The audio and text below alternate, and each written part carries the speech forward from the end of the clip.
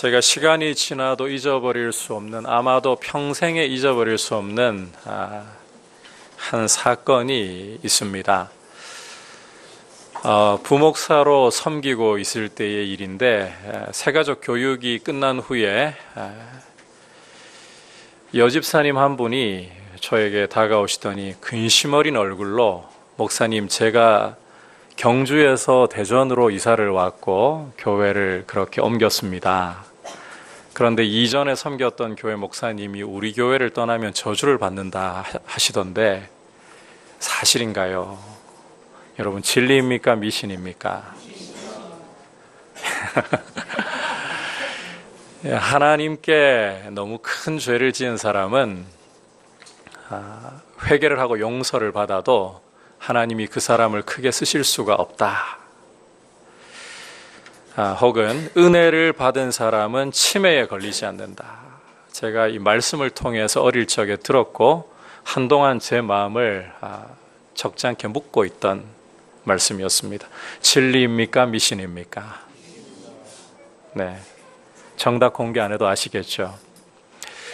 오늘은 예루살렘으로 들어가는 여러 성문들 중에 양문이라고 불리는 성문이 있습니다. 그 곁에 있던 연못인 베데스다에서 주님이 행하신 표적을 보여주는 말씀입니다. 이 말씀을 통해서 우리가 이 진리와 미신에 대해서, 그리고 진리의 근본 되시는 주님을 어떤 태도로 섬길지에 대해서 말씀을 통해 귀를 기울이고 제대로 좀 인식을 가져야 합니다. 먼저 이 미신과 진리에 대해서 보도록 하겠습니다. 2절을 보시면 앞서 설명을 드렸습니다만 예루살렘에 들어가는 여러 성문 중에 양문이라고 불리는, 이 양이 지나다녀야 되기 때문에, 제물로 드릴 양이 지나다녀야 되기 때문에 양문이라고 불리는 문이 있었고, 그 곁에 베데스다라는 한 연못이 있었습니다. 이 연못에는 행각 5개가 있었고 3절에서 보는 것처럼 그 안에 많은 병자, 맹인, 다리 저는 사람, 혈기 마른 사람들이 누워 있었습니다. 아니, 왜 이렇게 많은 병자들과 장애인들이 이곳에 누워 있는 것인가? 그 이유를 3절과 4절 괄호 안에서 이렇게 설명합니다. 함께 읽어보겠습니다. 시작. 물의 움직임을 기다리니 이는 천사가 가끔 못에 내려와 물을 움직이게 하는데 움직인 후에 먼저 들어가는 자는 어떤 병에 걸렸든지 낫게 되밀어라. 자, 이 베데스다 연못에는 한 번씩 물이 아래로부터 위로 이렇게 끓어오르는 이런 현상이 나타나곤 했습니다. 사실 베데스다가 간헐천이기 때문에 이런 현상이 일어나는 것인데, 이 당시에는 그 정도의 과학적인 지식이 없어요. 그래서 이런 현상을 보고서 사람들이 어떤 생각을 가지고 있었던가 하면, 천사가 하늘에서 내려와 가지고 이 물을 움직이는 것이다, 휘저어 놓는 것이다. 더 중요한 사실은 이렇게 물이 움직일 때에 이 물에 1등으로 들어가는 사람은 어떤 병에 걸려있든지 간에 낫게 되는 것이라는 그러한 이야기가 사람들 사이에 퍼져 있었습니다. 물론 이것은 사실이 아니고, 여러분, 간헐천에 들어가가지고 아무래도 온천물이기 때문에 여러 가지 미네랄이라든지 각종 좋은 것들이 물에 함유되어 있어가지고 피부가 낫는다든지 관절 아프던 것이 완화된다든지 이런 것은 있어도요, 실제 천사가 이렇게 물을 휘저어 놓는 이것은 사실이 아니라 미신이고 신화에 불과했던 것입니다. 이 당시 회자되고 있던 하나의 미신이에요. 그럼에도 불구하고 이 경쟁에서 1등을 해서 반드시 나의 병이 나아야만 한다, 이런 일념으로 병자들은 이곳에 와서 누워서 물이 이렇게 끓어오르기만을 기다리고 있었던 것입니다. 바로 이 현장에 주님이 가셨고, 그리고 그 가운데서도 주님이 한 사람, 아마도 최고참일 수도 있겠습니다. 38년 된 병자를 만나셔서 다음과 같이 질문을 하셨습니다. 6절 보십시오. 예수께서 그 누운 것을 보시고 병이 벌써 오래된 줄 아시고 이르시되 내가 낫고자 하느냐. 자, 여러분, 이런 질문을 받으셨다면 여러분이라면 어떤 대답, 어떤 반응을 보이시겠습니까? 여러분이 병자라면 내가 낫고자 하느냐? 어떤 대답과 반응 보이시겠습니까? 당장이라도 낫게 해주십시오. 이러고 싶지 않습니까? 자, 그런데 이 사람은 뜻밖에도 다음과 같은 푸념을 늘어놓고 있습니다. 7절 같이 읽겠습니다. 병자가 대답하되 주여 물이 움직일 때에 나를 못에 넣어주는 사람이 없어 내가 가는 동안에 다른 사람이 먼저 내려가나이다. 이 사람은 낫고 싶다는 말도 하질 않아요. 그리고 상식적으로 나한테 이런 질문을 하는 사람이 누구일까 한번 생각해 볼 수 있잖아요. 그런 생각도 없어요. 오히려 나를 못에 넣어주는 사람이 아무도 없어서 나는 만년 꼴찌, 물에 들어갈 희망 자체가 도저히 보이지 않습니다. 푸념과 신세 한탄으로 그저 묶여 있을 뿐입니다. 자, 그런데 여러분, 이 푸념과 신세 한탄은 사실에 근거한 것이 아닙니다.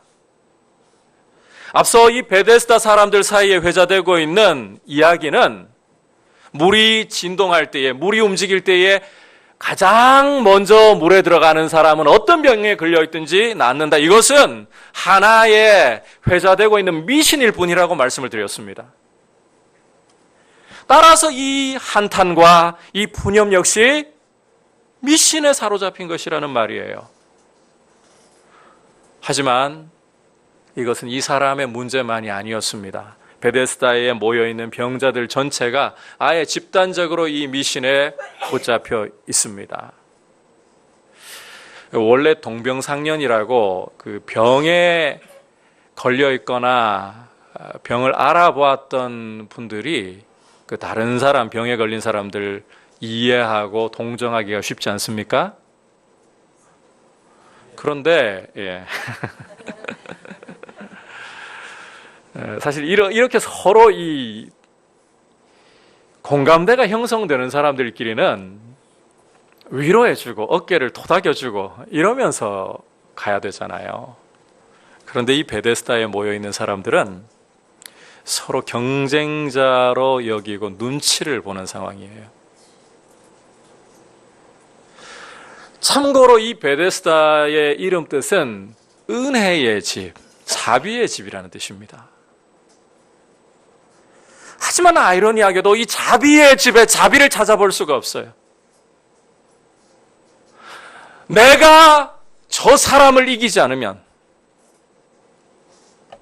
나는 나을 수가 없다. 어떻게 해서든지 저 사람을 밟고 먼저 올라서서 이겨야 된다. 서로 돕고 위로해야 할 사람들이 눈치 보고 경쟁을 벌리면서 자비라고는 전혀 찾아볼 수 없는 아주 살벌한 분위기. 그리고 그 속에서 이 만년 패배자로서 헤어나올 수 없는 원망과 신세 한탄에 빠져있는 이 38년 된 병자. 어쩌면 대다수가 이 38년 된 병자처럼 시간이 오래 흘러갈수록 패배자가 되어 있을 거예요.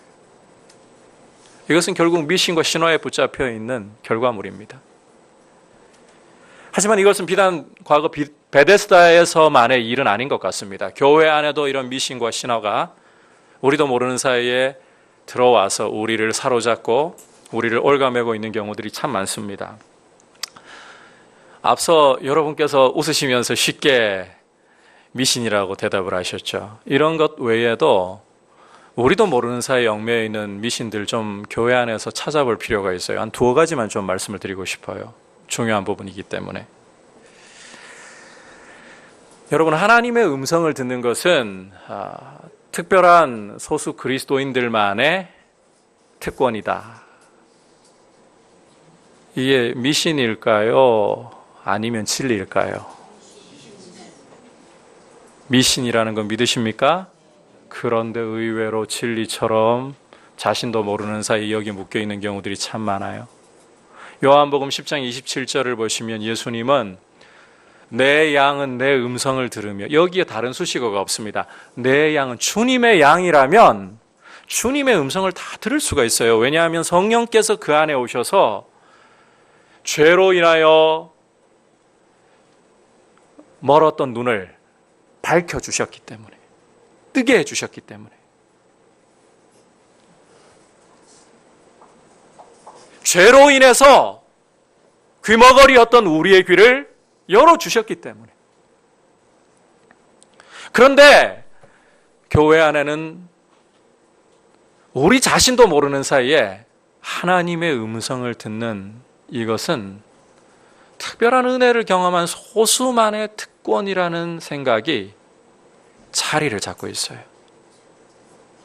여러분, 예수 안에서 우리는 하나님의 음성을 다 들을 수 있도록 우리 안에 성령께서 오셨고 실제로 들을 수 있습니다. 이것은 분별의 문제입니다.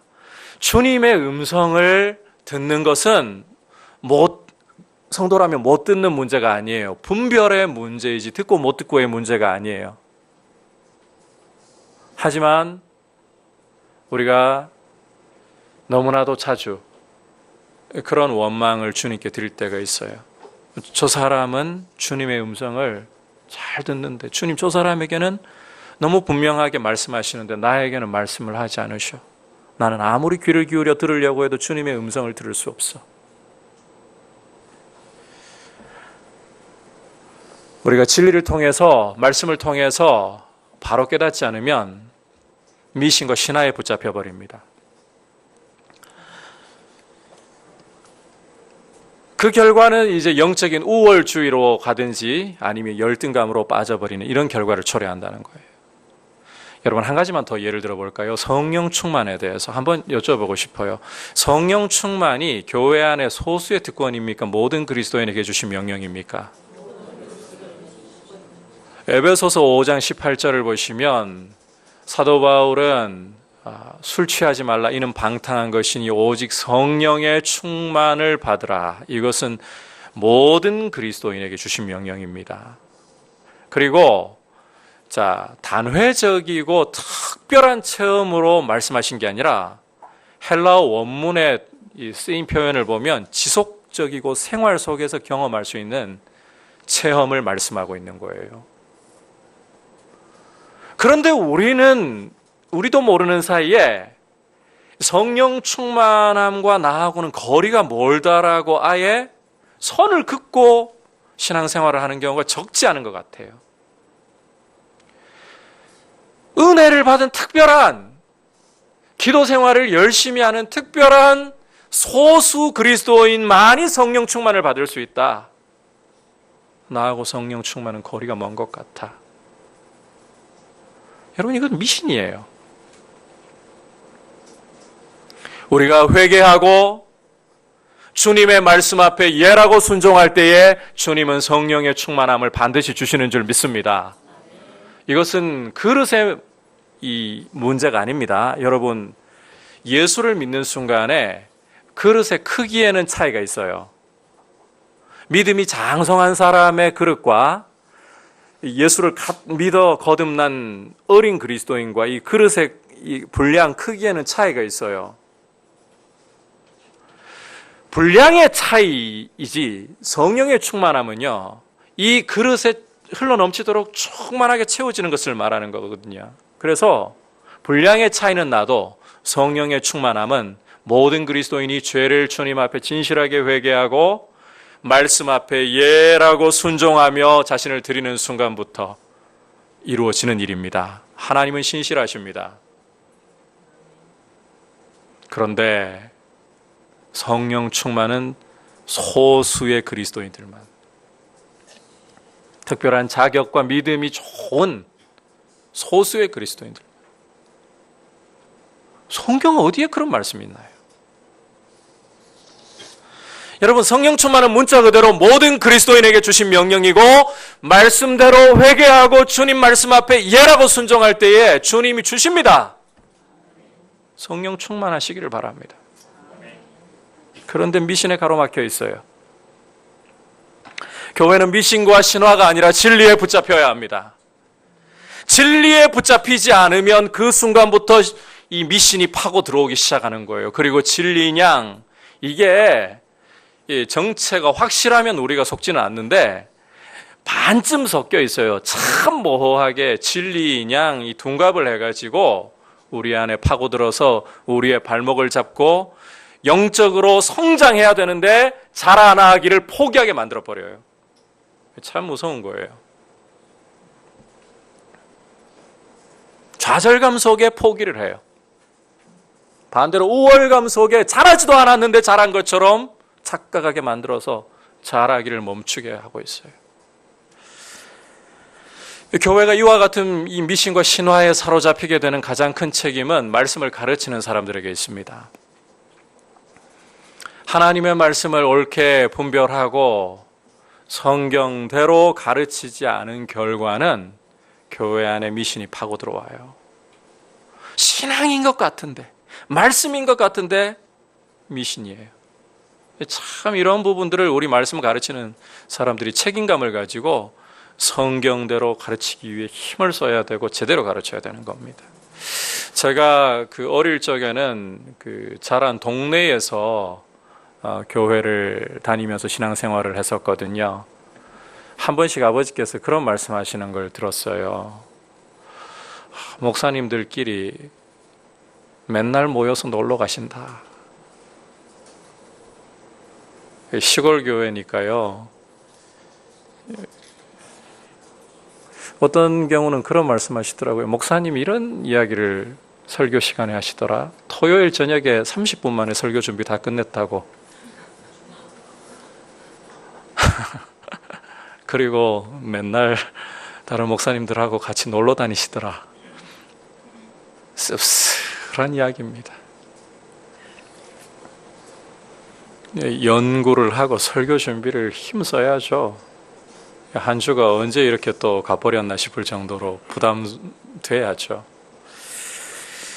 그런데 여러분, 말씀을 듣는 회중의 입장에서도 책임을 면할 수는 없어요. 앞에서 말씀을 바르게 가르치는가? 여러분은 분별하고 성경대로 목회자가 말씀을 가르치고 지도하는 이들이 가고 있는가? 살피는 것 여러분의 몫입니다. 여러분, 이단이 이 자리에 들어와서 자기를 진리의 교사인 것처럼 교묘하게 꾸미면서 진리에다가 거짓을 교묘하게 이 간을 해가지고 여러분들에게 가르친다. 직책 보고 아멘 하시겠습니까? 우리가 듣고 분별하는 이 수준이 높아져야 되는 거예요. 제가 여러분들께 참 용감하게 말씀은 못 드릴 것 같아요. 조금 수위를 조절해가지고 말씀드릴게요. 저는 대학 시절에 목사님이 지그시 눈을 감으시고는 신학생들 들으시오. 신구약 백독하고 그 다음에 일반 성도님들에게는 그러시더라고요. 적어도 신약이라도 백독을 하소. 제가 그만큼 여러분께 요구는 못하겠고요. 용기가 없어가지고 여러분의 나이만큼은 성경을 읽으려고 하십시오. 하루에 여러분 좀 시간을 들여가지고 속도를 내어가지고 읽으시면 30분 하면 10장 읽으시거든요. 1시간을 들이면 20장을 읽을 수 있어요. 거기에 조금 시간을 더 투자하면 30장 읽어내신다면, 물론 이거 쉬운 일이라고 제가 말씀드리는 거 아닙니다. 1년에 10독 가까이 하십니다. 9독은 확실히 해요. 신구약을. 그게 몇 년 쌓이면 우리 나이만큼 성경을 읽을 수 있어요. 여러분, 성경을 알아야 이게 미신인지 진리인지, 이게 이단인지 제대로 진리인지 구분할 수 있을 거 아닙니까?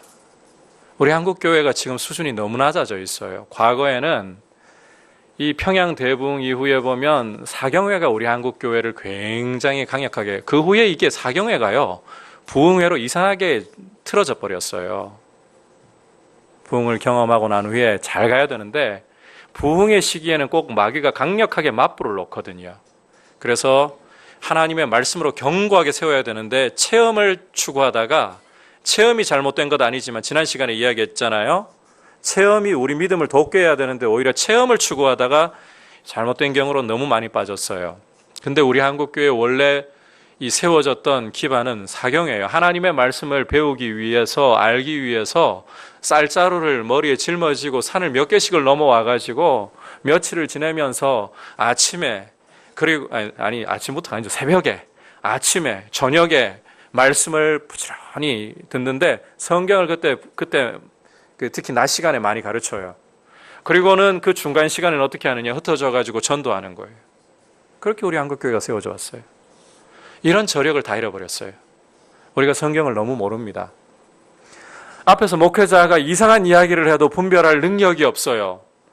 여러분, 1차적으로는 말씀을 가르치는 자가 하나님의 말씀을 제대로 분별하고 제대로 가르치기 위해서 정말 두렵고 떨리는 마음으로 내가 성경을 지금 해석하고 있는 것이 옳은가 고민을 하고 계속해서 정말 말씀대로인가 기도하면서 씨름하면서 준비를 해야 돼요. 하지만 여러분도 그 듣는 말씀이 정말 하나님 말씀대로인가 수준을 높이셔야 돼요. 그렇게 해야 이 신화가, 미신이 우리 마음을 붙잡지 못합니다. 그렇게 해야 교회는 진리 위에 굳게 서가게 되는 거예요. 한번 따라하겠습니다. 진리 위에 굳게 섭시다. 여러분, 미신과 신화가 우리의 마음속에 파고들게 되면 쓸데없는 경쟁과 불신이 일어나기 시작합니다. 붙잡히지 말아야 할 체념과 좌절감에 붙잡히기 시작합니다.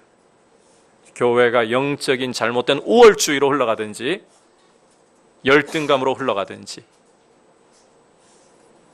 은혜의 집이고 자비의 집이 자비가 전혀 보이지 않고 은혜가 보이지 않는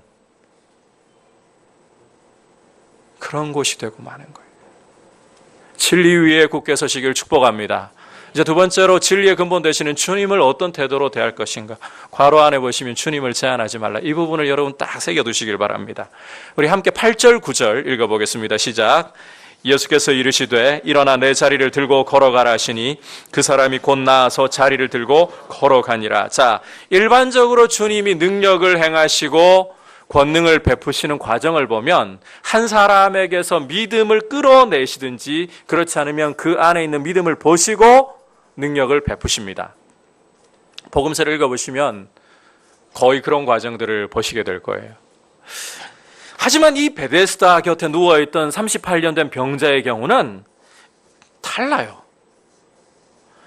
이 사람은 낫고자 하느냐 주님이 질문을 던지실 때에 믿음으로 사실 반응을 해야 우리가 기대하는 반응 아닙니까? 하지만 믿음과 전혀 상관이 없어 보여요. 앞서 우리가 함께 본 것처럼 신세 한탄에 빠져 있고 이 푸념을 늘어놓을 따름이고 미신에 사로잡혀가지고 나에게 이런 질문을 할 수 있는 분이라면 도대체 어떤 분일까 전혀 고민조차 하지 않습니다. 일반의 믿음이 보이지를 않아요. 그런데 놀랍게도 주님은 바로 이와 같은 사람에게 8절을 보시면 일어나 내 자리를 들고 걸어가라. 그리고 어떤 결과가 나왔습니까? 9절에 이 사람이 곧, 시간도 지체되지 않아요. 곧 일어나서 걸어가는 일이 벌어지고 있습니다. 참 당혹스러운 말씀이에요. 성경을 여러분 그냥 쉽게 읽어 넘어가면 그런가 보다 하지만 성경을 제대로 해석하려고 보면 참 당혹스러워요. 그래서 학자들 중에서는 이 38년 된 병자에게서 어떻게 하든지 믿음의 흔적을 찾아보려고 애를 쓰는데 없는 건 없다고 해야 돼요. 오히려 우리는 이 상황을 다음과 같이 보는 것이 타당합니다. 주님은 여러분 이 부분 잘 들으셔야 돼요. 믿음의 여부를 떠나서 이거 빠뜨리시면 안 됩니다. 믿음의 여부를 떠나서 원하시는 자에게 당신의 능력을 행하실 자유와 권세를 가지신 분이라는 거예요. 불편하신가요? 아니에요. 여러분, 주님은 믿음의 여부를 떠나서 당신이 원하시는 자에게 능력을 베푸실 자유와 권세를 갖고 계시는 분이십니다. 우리가 읽진 않았습니다만 21절에서 이 사실을 주님의 말씀을 통해 분명히 보여주고 있습니다. 함께 읽어볼까요? 아버지께서 죽은 자들을 일으켜 살리신과 같이 아들도 자기가 원하는 자들을 살리느니라. 아들도 자기가 어떻게 원하는 자들을 살리느니라. 주님은 원하시는 자들을 살리시고 원하시는 자들에게 능력을 베푸십니다. 그런데 우리는 이 사실이 굉장히 불편해요. 공식대로 맞아떨어져야 되는데, 믿음이 있는 자에게는 주님이 능력을 베푸시고 구원을 베풀어 주셔야 되고, 믿음이 없는 자에게는 이런 능력을 나타내시면 안 되는데, 우리 속에 있는 공식이에요. 틀이에요. 사실 우리 예측과 계산을 벗어나는 주님보다 우리 계산의 틀 안에, 우리 예측의 틀 안에 들어오는 주님이 우리에겐 편하긴 참 편하거든요. 그래서 그렇게 주님을 우리 틀 안에 가두고 싶을 때가 많습니다. 하지만 여러분, 주님을 우리 틀 안에 가두어서는 안 됩니다. 그분은 원하시는 대로 능력을 베푸실 권세와 자유를 가지고 계시는 분이십니다. 왜냐하면 그분이 모든 것 위에 계시고 그분이 만물의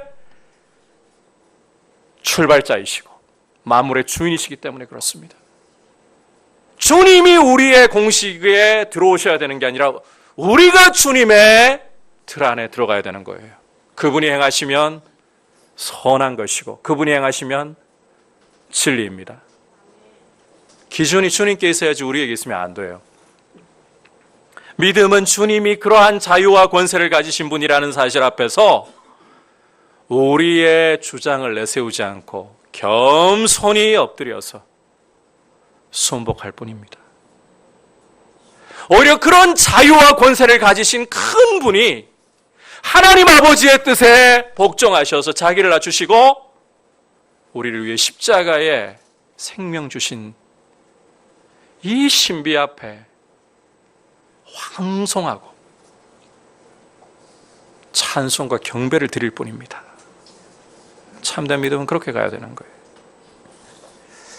이스라엘 역사 가운데에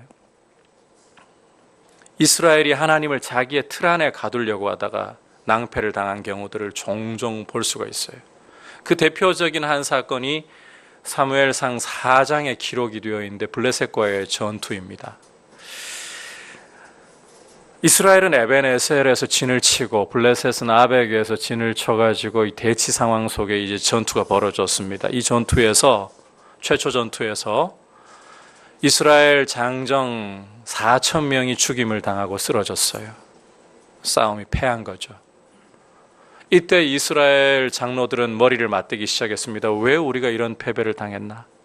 이 패배를 승리로 돌릴 수 있는 길이 무엇일까?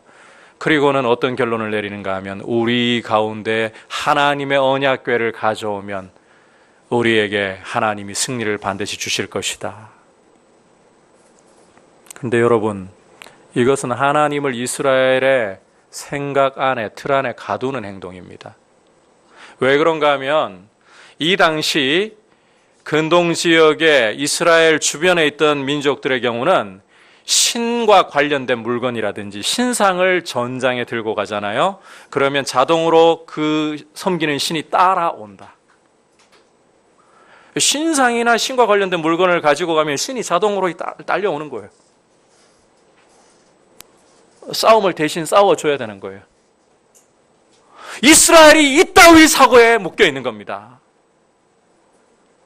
자유로우신 하나님, 절대자이신 하나님을 언약궤에다가 꽁꽁 묶어가지고 이 언약궤만 들고 가면 하나님이 자동으로 딸려오고 이방신들처럼 싸워주어야 한다. 처음에는 블레셋 사람들이 기겁을 했어요. 언약궤가 이스라엘 진중에 들어오니까 이스라엘이 환성을 지르고 난리가 났잖아요. 드디어 승리는 우리의 것. 블레셋 사람들도 겁을 집어먹었어요. 저 신들은 애굽의 신들을 심판하던 이라. 하지만 블레셋 사람들이 마음을 고쳐먹기 시작합니다. 아니, 우리가 사내 대장부답게 싸워보자. 그리고 이스라엘을 공격하는데요. 자, 결과가 어떻게 나왔을까요? 4,000명은 애교 수준입니다. 이스라엘이 이어지는 전쟁에서, 언약궤를 대동한 전쟁에서 장정 3만 명이 죽임을 당합니다. 언약궤를 지고 갔던 두 제사장 홈리와 비느하스 그 자리에서 죽임을 당하고 하나님의 언약궤는 블레셋 사람들에게 빼앗겨 버렸습니다. 여러분, 이 부분에 해석이 좀 필요해요. 이스라엘이 하나님을 자기 마음대로 주무르려고 한 거예요. 언약궤를 가지고 감으로 하나님을 그냥 동행시키려고 언약궤에 묶어가지고 하나님을 그냥 싸움을 싸우게 만들려고. 그런데 전혀 그런 것이 아닙니다. 블레셋이 이스라엘을 죽이고 승리하는 것, 하나님이 블레셋의 손을 통해서 심판을 가하고 계시는 거예요. 홈리와 비느하스 두 제사장이 죽임을 당하고 언약궤를 빼앗기는 것, 하나님이 여러분 이스라엘을 떠나가신다는 거예요, 스스로. 그래서 학자들은 이 부분을 해석하면서 스스로 방랑을 떠나시는 하나님이라고 표현을 하고 있어요. 감히 하나님을 사람의 뜻대로 묶어놓는다고요? 하나님은 자유로우신 분이십니다. 권세가 가장 크신 분이십니다. 그런 크신 하나님을 우리의 사고의 틀 안에, 우리의 공식 안에 묶어서, 여러분, 우리가 이런 신뢰는 있어야 돼요. 하나님은 내 모든 문제와 질병을 능히 해결하시고 고치실 수 있는 분입니다. 이 신뢰는 있어야 돼요. 하지만 그 신뢰가 하나님을 묶어서는 안 돼요. 우리 마음대로. 하나님, 제가 지금 병에 걸려 있는데 하나님 낫게 하실 수 있는 분인 줄 믿습니다. 그러니 반드시 나를 낫게 해주셔야 돼요. 여러분, 이것을 우리는 믿음이라고 이야기할 때가 많습니다. 하지만 우리가 그런 믿음을 보인다고 해서 하나님이 우리를 반드시 낫게 하셔야만 되는 것 아닙니다. 그런 믿음을 가지고서도 저는 목회를 하면서요, 암에 걸려서 말기 암 환자분들이 그런 믿음을 가지고서 하나님께 구하지만 고침받지 못하고 부르심 받는 경우를 여러 봤습니다. 약속이 틀렸나요? 아니요, 약속이 틀린 거 아닙니다. 하나님이 신실하지 못하신 것도 아닙니다. 오히려 그렇게 원하고 하나님을 거기에 묶어 두었던 거죠.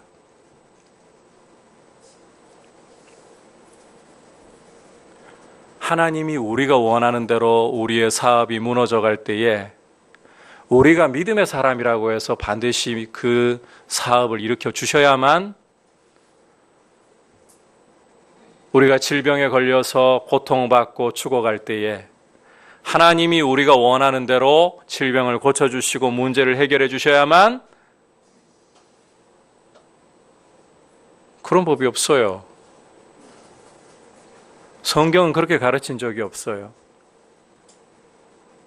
하나님을 그렇게 묶어 놓으려고 하면 안 돼요. 하나님은 모든 것을 행하실 수 있고 우리를 신실하게 사랑하시는 분이십니다. 하지만 그분을 우리의 방식대로, 우리가 원하는 대로 묶어 놓으시면 안 됩니다. 앞서 기도 내용 중에 그럼에도 불구하고 라는 표현을 함 집사님 쓰셨는데, 우리는 주님이 신실하심을 알고 자비하심을 알기에 주님은 나의 질병도 낫게 하시고 내가 신음하고 씨름하고 있는 이 문제도 해결하실 수 있는 능력이 있으신 분입니다. 주님 고쳐주십시오. 하지만 그리 아니하실지라도 저는 여전히 하나님을 찬송하겠습니다. 이 모습이에요. 이게 믿음인 거죠. 여러분, 다니엘의 세 친구 아시죠? 사드락과 메삭과 아벳느고, 이 세 사람이 바벨론의 포로로 끌려가서 참 탁월함을 보이고 하나님 주신 지혜로 탁월함을 보이는 거예요. 관리들로 임명되어 가지고 느부갓네살 왕을 섬길 때에 하루는 두라 평지라는 곳에 거대한 신상을 느부갓네살이 세웠습니다. 그리고 제국의 관리들 모두가 이 음악이 울려 퍼질 때 그 신상에 절하게 만들었습니다. 그런데 이 세 사람은 절하지 않는 거예요. 오직 여호와만을 섬기리라. 근데 하나님을 섬기겠다고 느부갓네살이 세운 신상에 절하지 않으면 어떤 문제가 발생하는가 하면 극렬하게 타오르는 풀무불 속에 던져줘야만 되는 거예요. 유대인의 대적들이 이 세 사람 보고 가만히 내버려 둘 리가 없죠. 느부갓네살 왕에 고소하는 겁니다. 끌려왔습니다. 내가 아끼는 사드락 메삭 아벳느고야, 그리하지 말고 음악이 울려 퍼질 때에 내가 세운 신상에 절을 해라. 이 세 사람이 뭐라고 대답을 합니까? 왕이시여, 절대로 저희는 신상 앞에 절할 수 없습니다. 하나님은 우리를 능히 풀무불 속에서도 건져내실 수 있는 분입니다. 하지만 그리 아니하실지라도 우리는 이 신상 앞에 절하지 않겠습니다. 그리고 그들은 실제로 풀무불 속에 던져졌습니다. 우리는 그 결과만 중요하게 봐요. 하지만 그들은 풀무불 속에 던져졌다는 사실은 보지를 않아요. 여러분, 결과는 하나님께 맡겨두시면 되는 거예요. 우리에게 유익하고 필요하면 주님은 우리의 질병이 아무리 깊은 것이라도, 오늘 말씀 속에 38년 된 병자와 같을지라도, 아니 말기 암에 걸려서 도저히 현대의학으로는 회생시킬 수 없는 그런 문제에 처했더라도 주님은 우리에게 유익하고 필요하고 우리의 믿음을 세우실 수 있다면 고치십니다. 여러분의 사업이 붕괴되고 가정의 자녀가 속을 썩이고 도저히 말을 듣지 않습니까? 부모의 노력으로 도저히 자녀를 믿음의 사람으로 좀 사랑구실하게 못 만듭니까? 주님이 우리에게 필요하시면 우리 부모의 능력을 떠나서 주님이 고치시고 회복시키십니다. 충분히 주님께는 어려운 일이 아니에요. 아무것도 아니에요. 우리가 기적이라고 부르지 주님께는 아무것도 아니에요. 유익하다면 얼마든지 하십니다. 우리가 우리를 잘 몰라요. 우리가 참 착하게 잘 빠져요. 우리는 하나님 고쳐주시면, 하나님 우리가 우리의 경제 문제를 해결해 주시면, 하나님 우리 자녀의 문제를 해결해 주시면 주님 더 잘 생길 겁니다. 그럴 것 같지요. 희귀병에, 불치병에 걸려서 기도로 치유받는 분, 예전에 그렇게 권면을 했어요. 말씀으로, 지금 이 시기에 말씀으로 다져놔야 됩니다.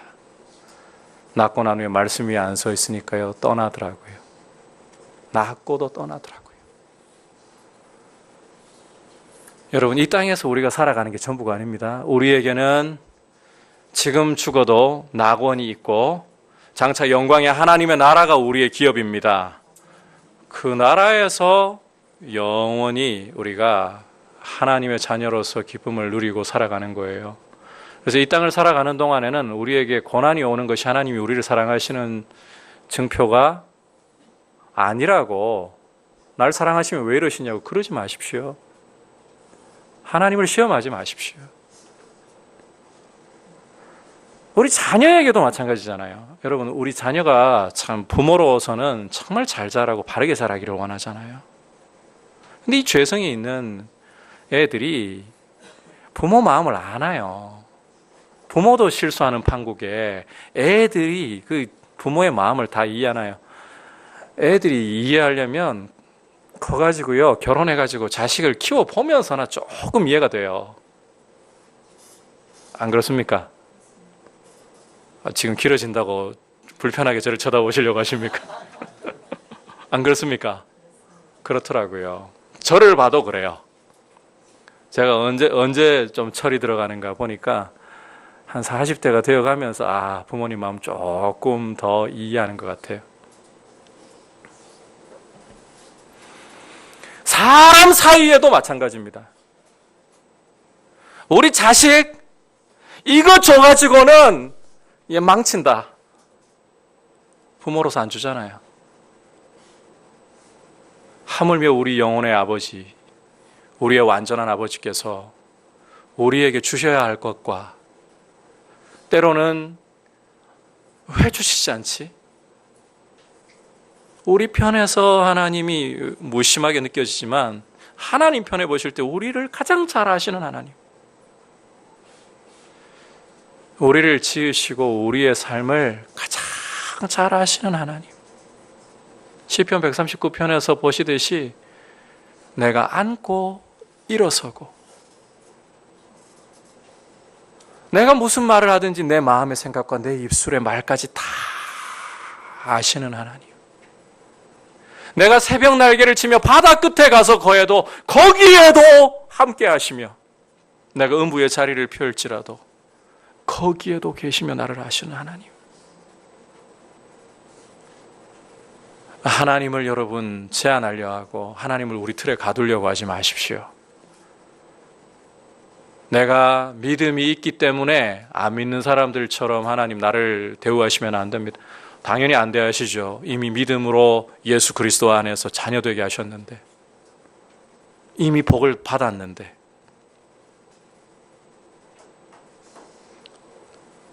근데 그 안에서 하나님을 또 가두지 마십시오. 믿음이 있으니까 하나님 병 고쳐주셔야 돼요. 전 믿습니다.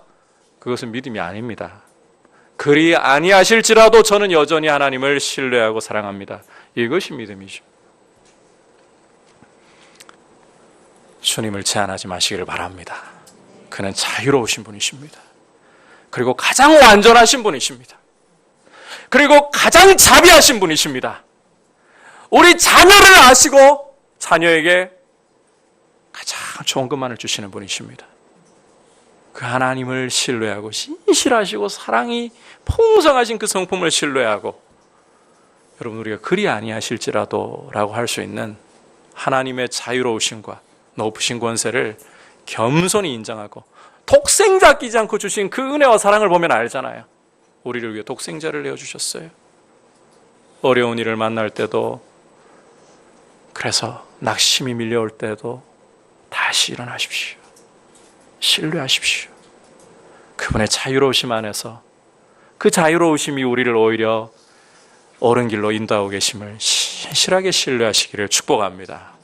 오늘 우리가 베데스다에서 38년 된 병자를 고치시면서 진리와 미신에 대해서, 그리고 진리의 근본 되시는 주님을 어떻게 섬길지에 대해서 주시는 말씀에 귀를 기울였습니다.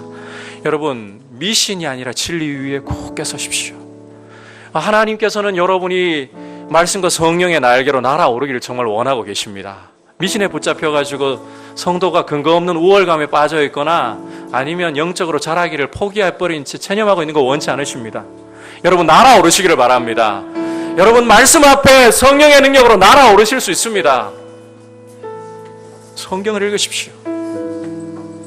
성경을 읽으십시오. 그리고 하나님을 제한하지 마십시오. 권세와 자유를 가지신 그분 앞에 우리가 겸손히 그분의 자유로우심과 권세를 인정하면서 그 완전하심, 그 자비하심을 신뢰하면서 오히려 주님을 높이고 그분이 이끄시는 대로 따라가면 나를 생명으로 인도하고 계심을 신뢰합니다. 이 고백 속에서 나아갈 수 있기를 축복합니다. 우리 말씀을 생각하면서 찬송가 546장